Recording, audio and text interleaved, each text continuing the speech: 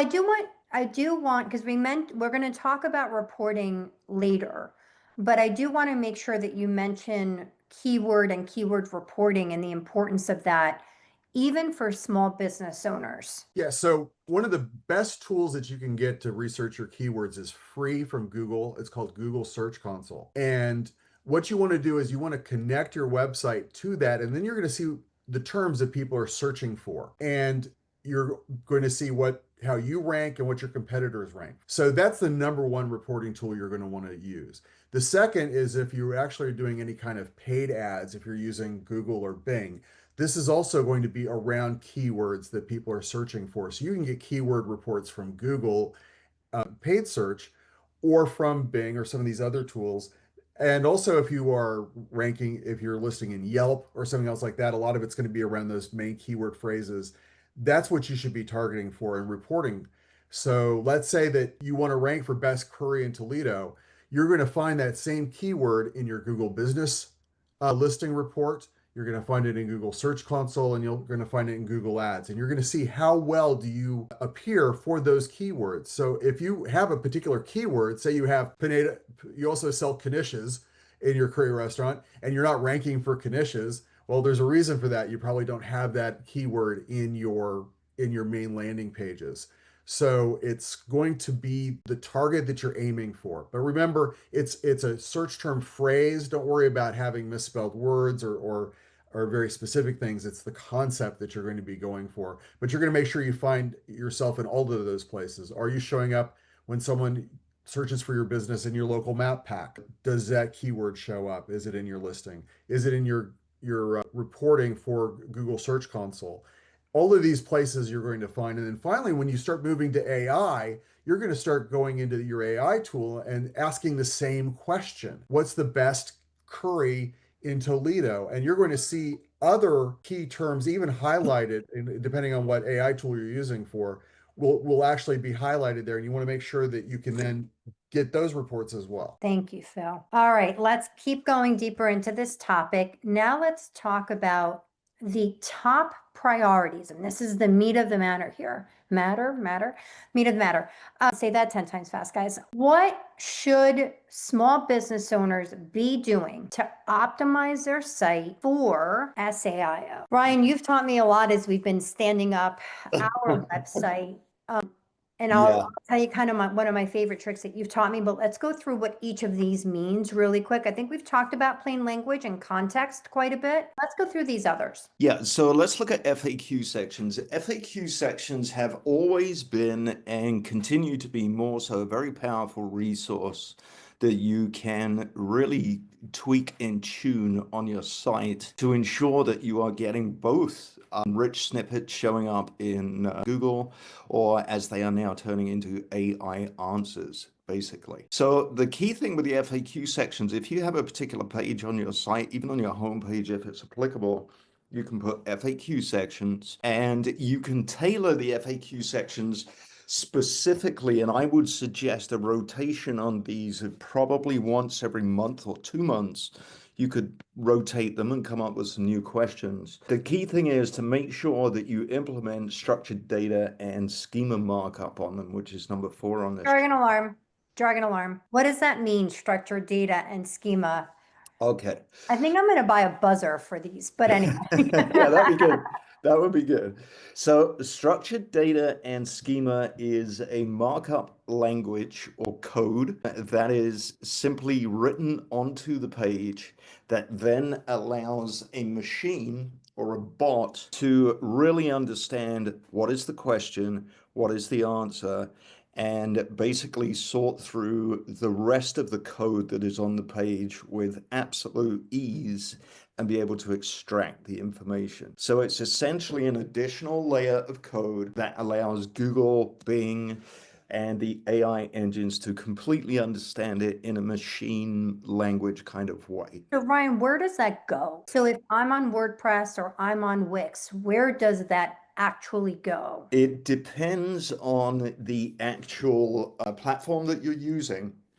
But essentially the code is injected into the page as a separate separate portion of code. So could If you insert it in it like you would an HTML snippet? Yep, Okay. you can insert it as an HTML snippet, although most of the platforms, Wix, WordPress, BigCommerce, your Shopify, they either have a specific app that you can drop it into, or they have an additional code block on the page where you can drop it. All right, so this is a little techie, even for me. Like, I don't do this. I say, Rye, these pages are ready for you too, right? For those of you that are hearing jargon and kind of the Charlie Brown rah, rah, rah, when Ryan is explaining this, please come into office hours. We're more than happy to walk through your platform with you so that you can actually show us your platform and we can look for it with you and dig it out, or make sure that you understand how this works, because every platform may be different. So it's hard for us to actually show it right now. But I think, right, this is a really good blog post for us to actually showcase what Yeah, it shows. So we'll and note that. and also one other thing, guys, I just want to say AI, specifically ChatGPT or Google Gemini, are awesome at writing structured data. So if you want to add structured data to your site, sorry, what was Miguel saying there? We should open the code and check. How can we be sure that the schema is in there and look for the schema? So how would he look for that? I think, again, Miguel, what are you still on Shopify, Miguel? Miguel, you're on mute. Yes, I'm still on Shopify. So I think what we'll do is I will publish a blog post for this before the end of the week and distribute it to everybody, showcasing where to find this for each of the key platforms so that we can keep moving. But I'll make sure we show that to you guys, number one. And number two, again, Miguel, pop into office hours and Ryan can go through and make sure that your site is optimized. That's what we're here for. So just pop in. Okay. So structured data, super important. I've been learning this again as we build Ready Plan Grow's website. And then I think clarity of purpose is something that is not new, but definitely something that a lot of small business owners skip. We talk about awareness, consideration, and conversion pages in marketing, and making sure that your pages are really clear on what their purpose is and what they're trying to describe is really important. Is there anything else on that, Ryan, that you want to clarify? The other thing that I just wanted to clarify, and obviously we'll touch on this on another video, but structured data also allows you to ensure that you have author names and sources that will build your credibility and trust, because you can bake that information into the data. So that's another very important cornerstone of schema data. Great.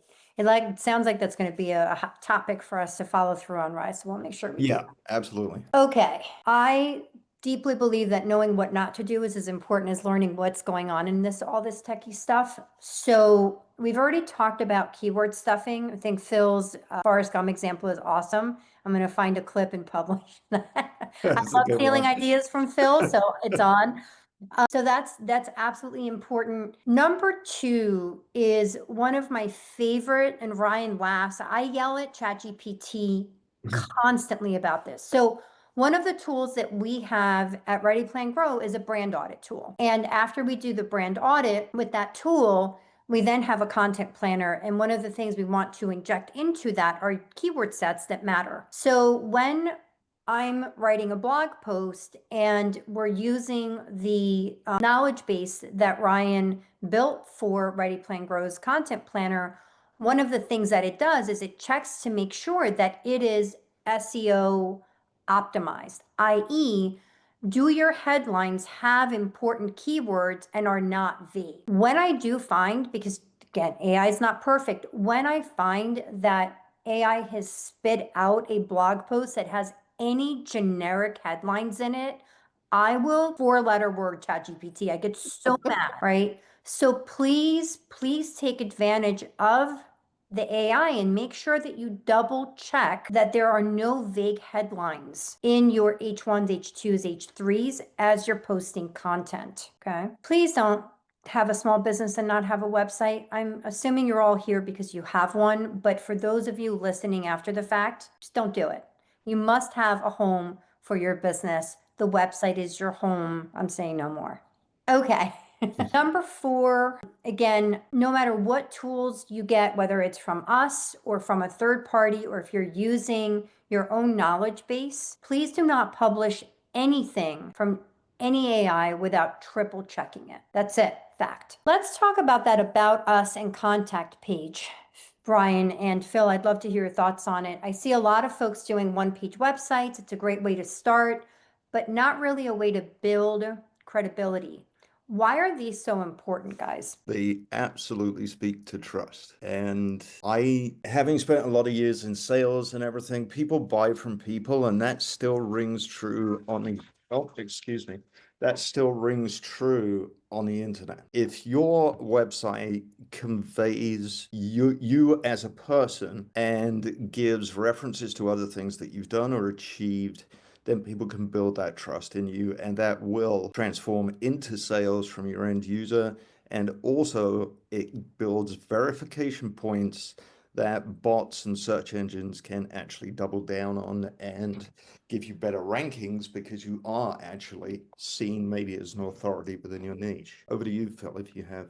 Yeah, and first of all, don't put too much personal information on that. That's important because these AI tools are scraping a lot of information about you. So don't put your home address or anything else like that on there. Good advice. The About and Contact is a great way to also pull in those references, those trust signals that are so important. You know, if you're a handyman and you have reviews on Nextdoor, make sure that you link to your Nextdoor page. If you're an influencer and you are publishing content, make sure that you have a link out to your Instagram or your TikTok page. The About Us is going to be where you're going to put those trust signals. So just not I have great reviews, but here's reviews about me. And also, if you have a contact us page, make sure you tell people what to expect when they contact you. Nothing's worse than typing in a contact form and then never hearing from you.